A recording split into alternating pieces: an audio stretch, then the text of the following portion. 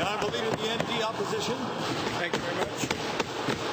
Mr. Speaker, here we go again. Another day, another Tory leadership race.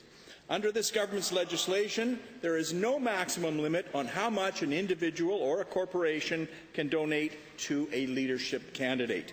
To the Premier, will he amend the law to impose the same limits on leadership donations as presently exist for election campaigns?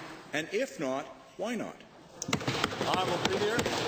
Well, Mr. Speaker, as you've said a number of times, internal party matters are the matters for the parties. I do believe that, though, this province is one of the few jurisdictions in the country that actually has leadership rules in our Elections, Finances, Contributions and Disclosure Act. So I think we're leading the country in openness and transparency with respect to how leadership races are financed.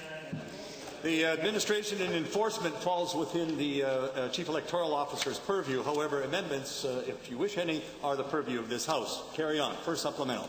Well, thank you very much. Well, the Premier talks about both sides of his mouth. He says on the one hand, oh, this is an internal party matter, and then he says, oh, but guess what? We've legislated. But what you haven't legislated, Mr. Premier, is any limits on how much someone can donate. What's to stop someone like Daryl Cates making a $400,000 donation to some candidate that's going to support his $100 million demand for his hockey palace? How are you going to stop that, Mr. Premier? Honourable Brief. Mr. Speaker, the fact that all donations have to be published above a certain amount, the fact that we've included in the Election Finances and Disclosure Contributions Act, I think makes it clear to any candidate that's in a leadership race in any party that they better be circumspect about how they do their finances, because if they're not, it will affect their ability to have longevity in office.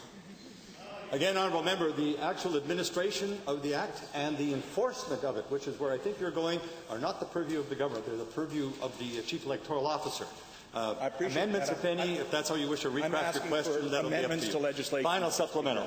Yeah, I'm asking for amendments to legislation. So, Mr. Speaker, we all know the PCs are the party of big money. It sure looks like the Premier wants to keep it that way. Big money buys big influence. My question is to the Premier. Why are you unwilling to legislate an end to the corrosive effect of big money on politics in Alberta? Honourable Premier. Mr. Speaker, the honourable member makes a challenge or an assumption that's really not warranted. There is absolutely no evidence that big money has anything to do with good governance in this province. In fact, this government over the years has enjoyed the support of Albertans from right across the spectrum and from right across the province. That has indeed been the success of this government over the years, that we truly represent all corners of the province and all people in the province. That's how you get success. It has nothing to do with how much money you have. Thank you, honourable members. No more preambles now. The first 5 main sets of questions have gone. Let's move.